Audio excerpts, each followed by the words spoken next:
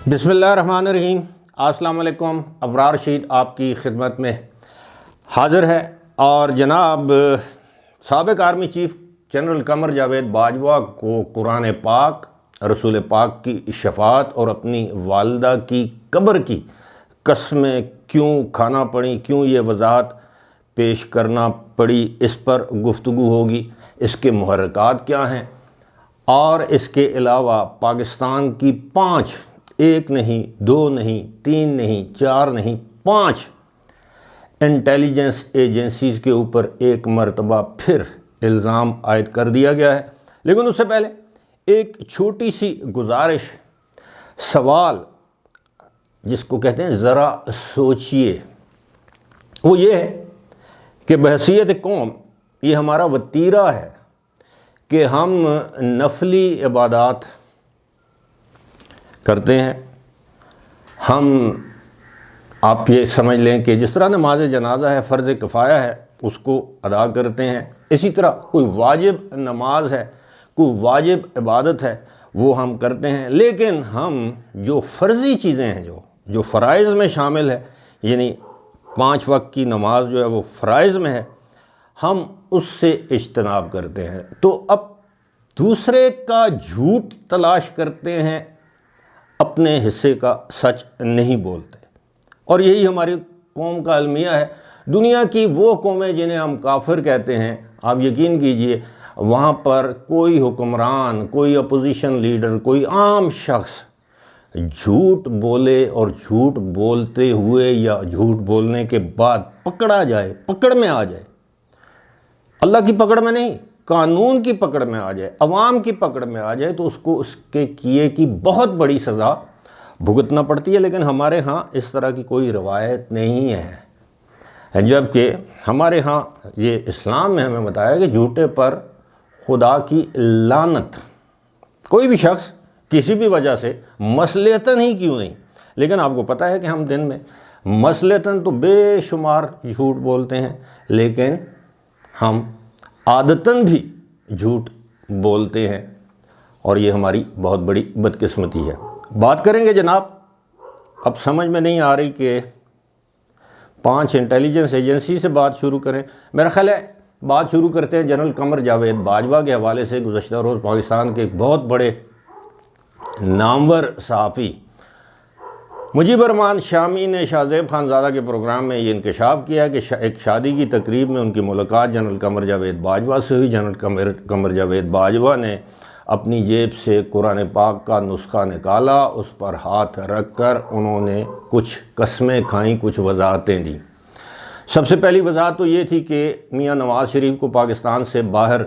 भिजवाने में, यानी उस वक्त इलाज के लिए, उसमें उनका कोई हाथ नहीं था। दूसरी कसम उन्होंने ये खाई या वजाहत की कि वो, जिस तरह मैंने बताया कि उन्होंने अपनी वालदा की कब्र की कसम भी खाई, और उन्होंने रसूल पाक की शफ़ाअत के हवाले से भी कहा कि जनाब मैं अगर झूठ बोलूँ तो रसूल पाक की शफ़ाअत से, यानी रोज़ आखिर उनकी शफ़ाअत से महरूम हूँ। तो ये अब कुत्ता मेरा भौंक रहा है। खैर, तो जनाब इस तरह है कि ये उन्होंने जो दूसरी कसम खाई वो ये, तीसरी कसम ये खाई कि जनाब, बल्कि दूसरी कसम ये खाई कि उन्होंने, यानी उनका कोई हाथ नहीं था इमरान ख़ान की हुकूमत को ख़त्म करने में, यानी इमरान ख़ान के ख़िलाफ़ जो तहरीक अदम एतमाद लाई गई या उनकी हुकूमत का जो ख़ात्मा हुआ, इसमें उनका कोई किरदार नहीं था। तीसरी वजाहत या कसम आप कह लें, वो ये थी कि उन्होंने एक्सटेंशन की कोई ख्वाहिश ज़ाहिर नहीं की, ना उनका इरादा था, ना उन्होंने ख्वाहिश की, और ना इसके लिए उन्होंने कोई साजिश या कोशिश की। अब ये वजाहतें देने की क्या ज़रूरत थी, और वो भी कुरान पाक पर शादी की एक तकरीब में, और एक सीनियर सहाफ़ी से सुनने में आया कि 2-3 और सीनियर सहाफ़ी भी वहाँ पर मौजूद थे। लेकिन ज़ाहिर है इंसान अपने ज़मीर का मुजरिम ज़रूर होता है, और अगर वो समझते हैं कि वो दुरुस्त हैं और उन्होंने कोई गलती नहीं की, तो उनको वजाहत पेश करने की ज़रूरत नहीं थी, ता वक्त कि जब उन पर 2 साल की जो पाबंदी है یعنی ریٹائرمنٹ کے بعد نہ بولنے کی، پریس کانفرنس نہ کرنے کی، حالانکہ اس کی بھی انہوں نے خلاف ورزی کر رکھی ہے۔ متعدد جرنلسٹ کو انہوں نے انٹرویو دیے ہیں جس میں انہوں نے ایسے انکشافات کیے ہیں جس سے یہ ظاہر ہوتا ہے کہ وہ براہ راست نہ صرف حکومتی معاملات میں مداخلت کر رہے تھے، سیاسی معاملات میں مداخلت کر رہے تھے، بلکہ عدلیہ پر بھی دباؤ ڈال رہے تھے۔ کاش وہ قوم کو قرآن پاک پر ہاتھ رکھ کر یہ بھی بتا دیتے کہ پروجیکٹ عمران خان انہی کا تھا یا ان سے پہلے جو ان کے جو سابق دیگر جو آرمی چیف تھے یا ISI کے جو چیفز تھے، انہوں نے عمران خان کا پروجیکٹ لانچ کیا۔ عمران خان وہ اقتدار میں لے کر آئے، یہ ان کی غلطی تھی یا نہیں تھی، جو بھی ہے اس حوالے سے بھی کوئی وضاحت کر دیتے کہ یہ تو زیادہ بڑا اہم معاملہ ہے۔ اب جناب یہ ساری باتیں جسے کہتے ہیں نا کہ اب سانپ نکل گیا لکیر آپ پیٹ رہے ہیں۔ ملک کو جو نقصان جنرل قمر جاوید باجوہ اور جنرل فیض حمید کی جوڑی نے مل کر پہنچایا، اگر عمران خان نے یا ان کی جماعت نے اس ملک کے ساتھ کوئی کھلواڑ کیا تو اس کے ذمہ دار عمران خان تو کم ہیں، ان کو لانے والے ہیں۔ اب اسی سے جڑی ہوئی بات ہے کہ جناب ہمارے دوست میرے عمر ایوب خان پاکستان تحریک انصاف کے سیکرٹری جنرل ہیں، جنرل سیکرٹری ہیں، مرکزی رہنما ہیں۔ ہمارے دل میں، میرے دل میں ان کے لیے بڑا احترام ہے، بڑی محبت ہے، لیکن جس طرح آغاز میں نے کہا کہ انسان کو سچ ضرور بولنا چاہیے، تو میری عمر ایوب خان نے گزشتہ روز ایک پریس کانفرنس کی، اس میں انہوں نے الزام لگایا کہ یہ جو ضمنی انتخابات ہوئے ہیں اس میں 5 انٹیلیجنس ایجنسیز کا کردار تھا PTI کو ہروانے کے لیے۔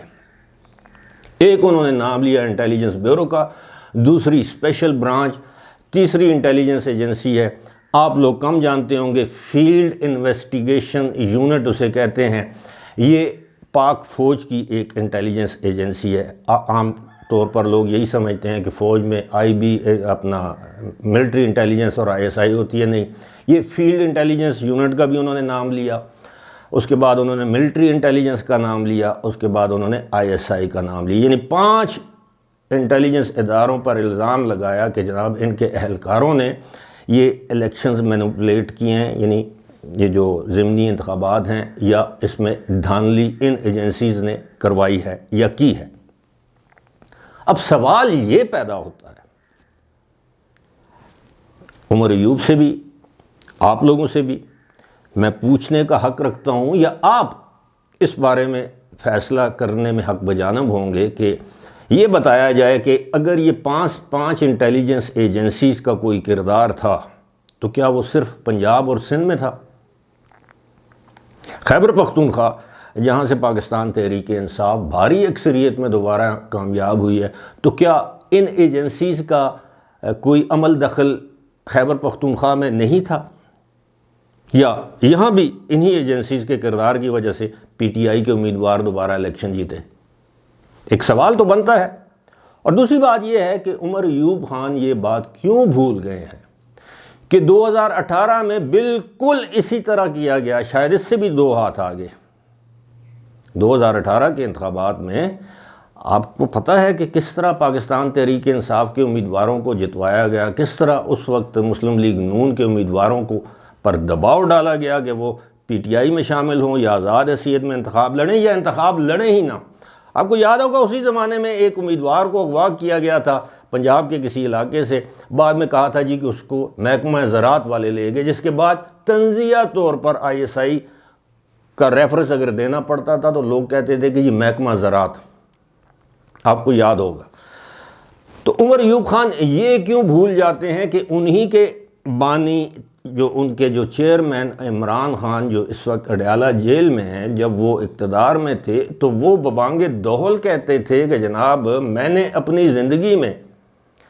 جنرل قمر جاوید باجوہ جیسا جمہوریت پسند سلجھا ہوا جرنیل نہیں دیکھا۔ عمر ایوب خان یہ کیوں بھول جاتے ہیں کہ اس وقت کے DG ISI جنرل فیض حمید نے کس طرح پارلیمنٹ کو چلایا، ایک ریٹائرڈ کرنل لیاقت کے ذریعے عمر ایوب خان یہ کیوں بھول جاتے ہیں کہ عمران خان متعدد انٹرویوز میں یہ بات کر چکے ہیں کہ فوج ان کے ساتھ ہے، کندھے سے کندھا ملا کر چل رہی ہے، ان کی بیک پر ہے، اور پاکستان کی تاریخ میں کبھی فوج نے کسی حکومت کا اتنا ساتھ نہیں دیا جتنا ساتھ عمران خان کا دیا جا رہا ہے۔ یہ عمران خان کے الفاظ ہیں، میرے نہیں ہیں، یوٹیوب پر آج یہ ساری چیزیں موجود ہیں، ریکارڈ کی باتیں ہیں۔ لیکن چونکہ جس طرح میں نے کہا ہم لوگوں کی یہ عادت ہے کہ ہم دوسرے کا جھوٹ تلاش کرتے ہیں، اپنے حصے کا چھوٹا سا سچ بھی نہیں بولتے۔ لیکن کیا یہ ایک پالیسی ہے پاکستان تحریک انصاف کی کہ پاکستان کے انٹیلیجنس اداروں کو بدنام کیا جائے؟ ماضی میں تو ہم سنتے تھے کہ جناب یہ بھارت کی، انڈیا کی یہ پالیسی ہے کہ پاکستان کی انٹیلیجنس ایجنسیز، خاص طور پر ISI اور ملٹری انٹیلیجنس کو بدنام کیا جائے۔ حالانکہ ملٹری انٹیلیجنس کا بظاہر میرا ذاتی خیال ہے کہ پاکستانی پالیٹکس سے کوئی تعلق نہیں ہوتا، وہ اپنے ملٹری کے معاملات کی انٹیلیجنس میں ہوتی ہے۔ اسی طرح فیلڈ انویسٹیگیشن یونٹ، خیر میں کوئی آرمی کے معاملات کا ایکسپرٹ نہیں ہوں، جہاں تک میری معلومات ہیں ان کا کام بھی زمینی حقائق اپنے اپنے شہروں میں معلوم کرنا، اپنے اپنے یونٹ یا گیریزن یا جو بھی ہے، جو ان کا ہیڈ کوارٹر ہوتا ہے، وہاں تک یہ معلومات پہنچانا۔ لیکن اس کے باوجود اس وقت پاکستان تحریک انصاف ایک منظم کا لفظ میں دانستہ طور پر زور دے کر یہ بول رہا ہوں کہ ایک منظم طریقے سے پاکستان کے ان اداروں کو ملائن کر رہی ہے جن اداروں کو ہم سمجھتے ہیں کہ وہ ہماری شان ہونی چاہیے، کہ ہمیں ان اداروں کے سیاسی کردار پر تو اعتراض ہو سکتا ہے، لیکن اب آپ دیکھیے کہ جب آپ ان اداروں پر انگلی اٹھاتے ہیں تو آپ کو کیا معلوم کہ اسی اسپیشل برانچ کی وجہ سے، اسی انٹیلیجنس بیورو یا IB کی وجہ سے، اسی FIU MI یا ISI کی وجہ سے روزانہ سینکڑوں کی تعداد میں دہشت گردی کی کوششیں ناکام بنائی جاتی ہوں گی یا بنائی جاتی ہیں۔ ان کے اہلکار جو ہیں وہ صبح و شام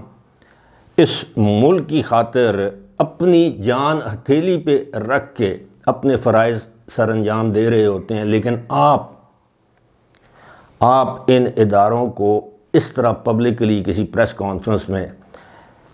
آپ بدنام کرنے کی کوشش کرتے ہیں، باوجود اس کے کہ آپ کا خاندان اس کے بارے میں عمر ایوب سے مخاطب ہوں کہ آپ کے دادا صاحب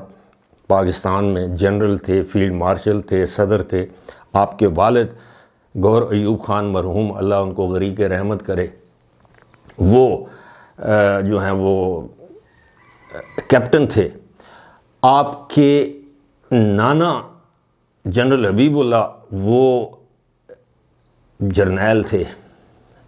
آپ کے ماموں جرنیل، آپ کا بیٹا فوج میں کپتان۔ خیر میں اب اس کا نام ان کا سب کا نام نہیں لے سکتا، لیکن آپ کا ایک بیک گراؤنڈ ہے، تو آپ اسی ادارے کو کس طرح ملائن کر سکتے ہیں؟ بہرحال یہ ایک افسوسناک پہلو ہے، اور سمجھ میں بھی آتا ہے کہ کیونکہ اب بانی PTI جب جیل میں بیٹھ کر بات کرتے ہیں کہ فلاں جنگل کا بادشاہ، آرمی چیف کو مخاطب کرتے ہوئے، پھر ان کے نیچے جتنے بھی لوگ ہیں وہ تمام کے تمام آرمی چیف کا نام رکھ دیتے ہیں جنگل کا بادشاہ۔ پہلے کہا جاتا تھا کہ جانور، نیوٹرل، غدار، میر جعفر، میر صادق، اب چونکہ وہ آرمی چیف ہیں تو جنگل کا بادشاہ قرار دیا جا رہا ہے۔ کل کو وہ ریٹائر ہو جائیں گے تو پتہ نہیں ان کو مزید کیا القاب دیے جائیں گے، ان کے نام رکھے جائیں گے، لیکن میں سمجھتا ہوں کہ یہ ایسی باتیں ہیں جو عمر ایوب جیسے سلجھے ہوئے پڑھے لکھے ڈیسنٹ انسان کو زیب نہیں دیتی۔ البتہ جہاں تک بات ہے جنرل قمر جاوید باجوہ کی، تو میرا خیال ہے تاریخ سب سے بڑی منصف ہے۔ فی الحال مجھے دیجیے اجازت، خدا حافظ۔